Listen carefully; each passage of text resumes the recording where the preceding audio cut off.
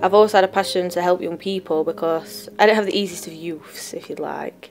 So I think it's important that young people get the support, not just what they need, that they want. It needs to be tailored to them. One size doesn't fit all. My story is a little bit different from most people that you will meet. I come from a very diverse family. We're a mix of two cultures. At 16, I was engaged to be married, and I decided that I didn't want to do that anymore. I was actually the victim of sexual assault relating to that.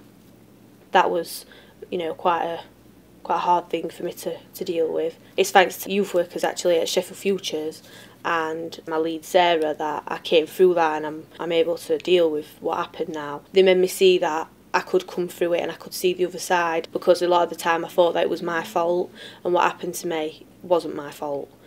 They made me see that, and for that I'm very grateful. A year later I fell pregnant with my son, who is now 2.5. I struggled with my pregnancy and the aftermath of having him, because A, I had quite a difficult labour, and B, I were only 17, and anybody who's got kids knows that it's a bit of a shock to the system. So if you imagine that at 17, I was diagnosed with postnatal depression, which I still receive counselling for now, and I'm still on medication for that now. Between the ages of 16 and 18, it's a bit of a no man's land, because you're not quite an adult, but you're not a child. It was so difficult for me to get the support that I needed, because they didn't know where to put me. They didn't know whether to put me with children's mental health services or whether to put me with the adults. And so because they don't know what to do with you, they just think, oh, right, well, we'll delay it a little bit longer until she hits 18, and then we'll stick her straight into the adult services. But by that time, for me, it was too late, because I'd already spiralled that far down.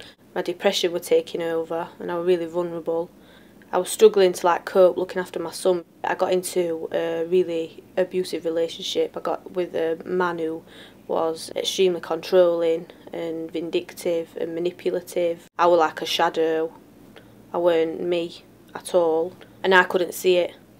It took a year for me to even see that it was wrong what he was doing to me. Again, I looked for support where I know I can get it with Sheffield Futures, and it was actually a youth worker here that supported me to be strong enough to walk away from that relationship and get out of it, and realise that that's not where I needed to be, and that wasn't doing me any good. I didn't personally have a social worker, but my son did, and my son's social worker didn't know that I was even under care of the mental health team. I had to tell her that, and she should know that, and then she could have supported me with that, because they're not just there to support the child, they're there to support you. None of the services actually communicate with each other. I think that is probably the worst part about it all. It can be quite hard for young people if they're having to relay one story to one person, the same story then to the next person, then to the next person, to the next person. It's like right hand don't know what left hand's doing.